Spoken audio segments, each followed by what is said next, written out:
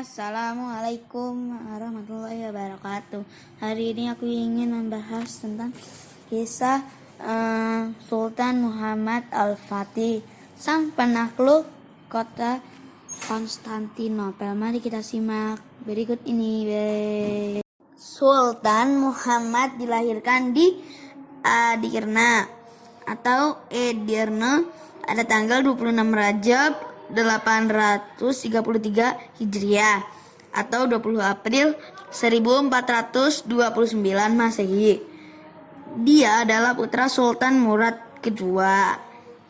Kesatria ini merupakan sultan ketujuh kerajaan Turki Utsmani. Sedangkan Al-Fatih adalah nama julukannya yang artinya sang pembuka, karena dia berhasil membuka kota Konstantinopel dan membebaskannya dari penjajahan kerajaan Romawi.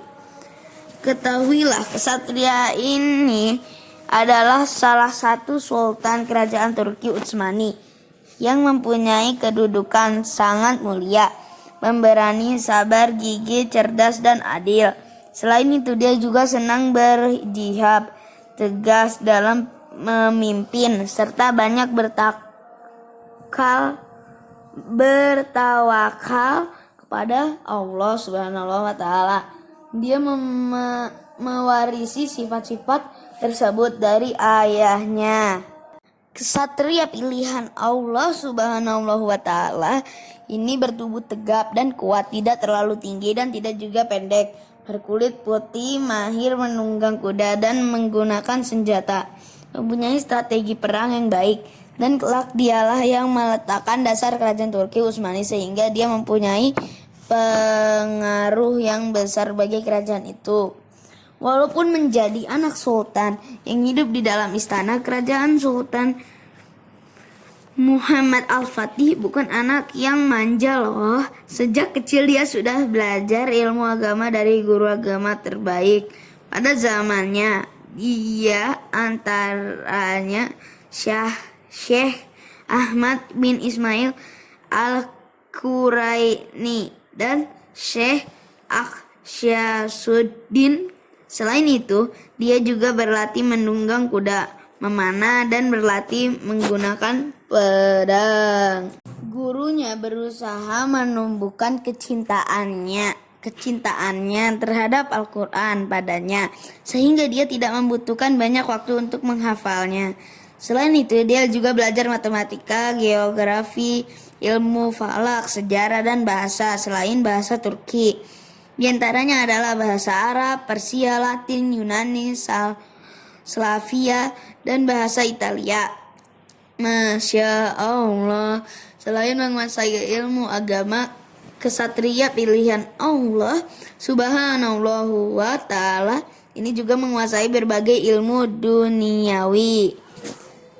Dari sekilas yang telah kalian baca, kita dapat melihat bahwa sejak kecil Al-Fatih sudah dididik dengan disiplin sehingga memberikan pengaruh yang sangat kuat pada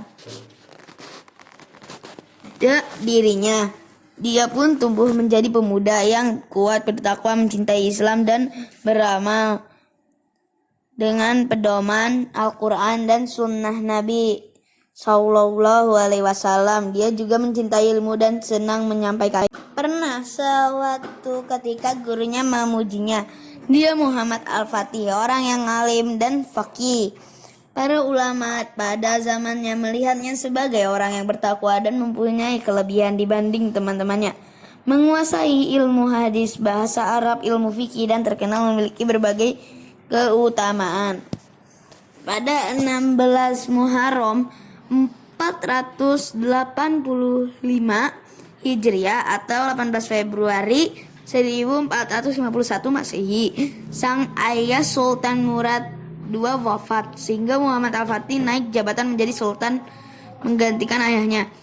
Pada waktu itu umurnya masih 22 tahun, namun walaupun masih muda, dia memiliki kemampuan yang hebat, kepribadian sang yang menonjol, dan mempunyai kemampuan mengatur strategi peperangan yang tangguh.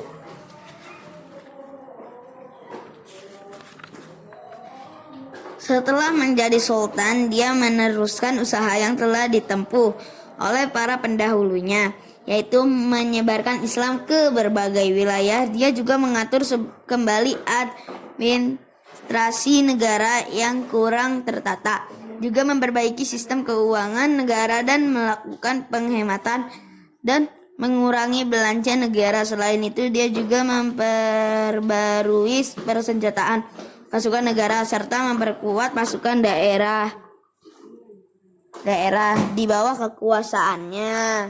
Semua itu dilakukan agar kekuatan militer negaranya bertambah kuat. Karena Sultan Muhammad Al-Fatih berniat menaklukkan Konstantinopel, semuanya perlu dipersiapkan secara maksimal. Konstantinopel kerajaan yang sangat kuat, dan kaum muslimin yang soleh dan saleh, kesatria pilihan Allah Subhanahu wa taala, ini belajar dari pengalaman yang telah terjadi pada pendahulunya. Usaha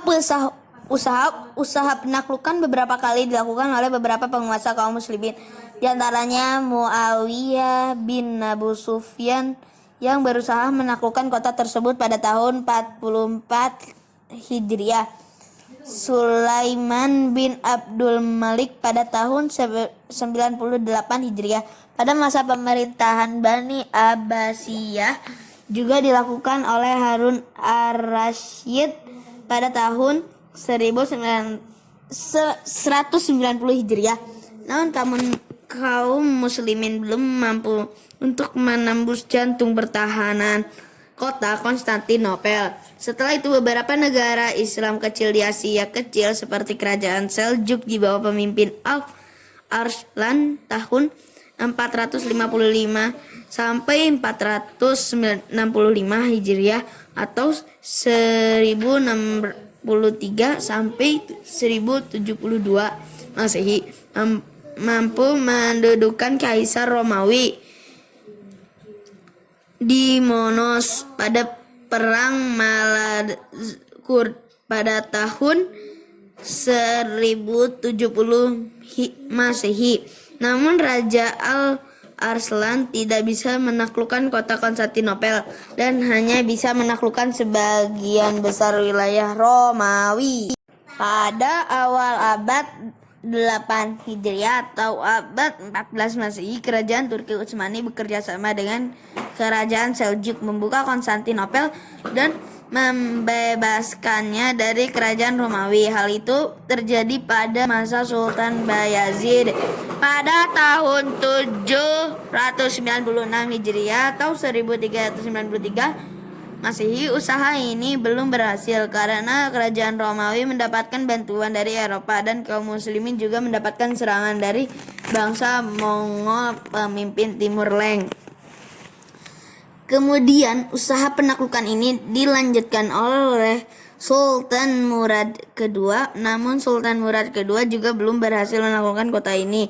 Hingga akhirnya usaha penaklukan dilanjutkan oleh ksatria pilihan Allah Subhanahu wa taala, yaitu adalah Sultan Muhammad Al-Fatih. Kalian penasaran bukan? Untuk itu mari kita teruskan membaca kisahnya ya. Penalti Danich. Muhammad Al-Fatih membuka Konstantinopel. Konstantinopel termasuk kota terpenting di dunia. Saat itu para ahli sejarah mengatakan bahwa kota ini dibangun pada tahun 330 Masehi oleh Kaisar Romawi Bizantium pertama Konstantin I. Dibangun dengan indah, luas, dengan penduduknya yang banyak dan kekayaan alam yang melimpah. Konstantinopel ibu kota kekaisaran Romawi Timur atau yang dikenal juga dengan nama Kerajaan Bizantium. Adapun Kerajaan Romawi Barat beribu kota di Roma. Kota ini akhirnya ditaklukkan oleh ksatria pilihan Allah Subhanahu wa taala, yaitu adalah Sultan Muhammad Al-Fatih. Setelah ditaklukkan, kota ini diberi nama Istanbul yang artinya negeri Islam. Namun kota ini sekarang berubah nama menjadi Istanbul, salah satu kota pelabuhan dan kota perdagangan yang penting di Turki. Bagaimana kisah penaklukannya? Ayo kita lanjutkan membacanya. Muhammad Al-Fatih membuka Konstantinopel. Seperti yang telah kalian ketahui, belum ada pasukan kaum muslimin yang berhasil menaklukkan Konstantinopel. Hal ini karena kota ini mempunyai pertahanan yang berlapis-lapis. Di depan benteng kota yang tinggi terdapat parit, sementara laut menuju Selat Tanduk Emas dipasangi rantai sehingga namun kapal tidak bisa memasuki Selat Tanduk Emas.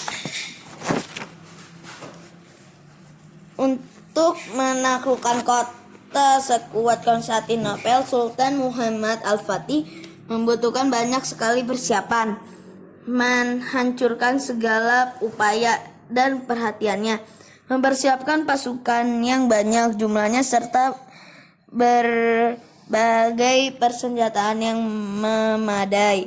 Selain itu, dia selalu mengorbankan semangat jihad dan mengingatkan para pasukan akan pujian Rasulullah bagi pasukan yang mampu membuka Konstantinopel.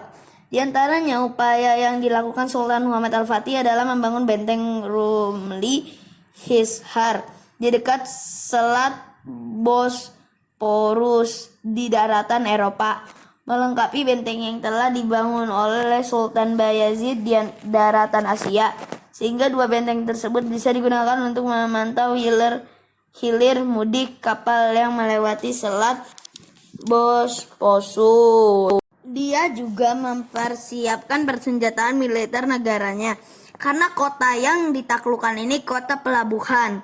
Dia juga menambah kekuatan militer laut dengan memperbaiki kapal-kapal yang ada dan menambah jumlahnya, sehingga jumlah kapal yang dikumpulkan pada waktu itu mencapai lebih dari 400 buah kapal. Setelah semua persiapan matang, Sultan Muhammad Al-Fatih melakukan perjanjian damai dengan berbagai negara lain yang letaknya berdekatan dengan Konstantinopel. Perjanjian ini dibuat supaya pasukan Muhammad Al-Fatih bergerak bebas, sehingga dalam upaya penaklukan ini dia bisa fokus untuk menghadapi satu musuh saja. Berbagai usaha untuk menaklukkan Konstantinopel, Sultan Muhammad Al-Fatih mengerahkan kapal-kapal untuk memasuki Selat Tanduk Emas. Namun, karena lautan menuju Tanduk Emas dipasangi rantai, pasukan Sultan Muhammad Al-Fatih memerintahkan pasukannya untuk menarik 70 kapal dengan landasan batang kayu yang sudah dilumuri minyak melewati daratan gelata, sehingga kapal bisa memasuki Tanduk Emas dalam waktu 1 malam. Masya Allah, apakah kalian bisa membayangkannya? Peta penaklukan Konstantinopel.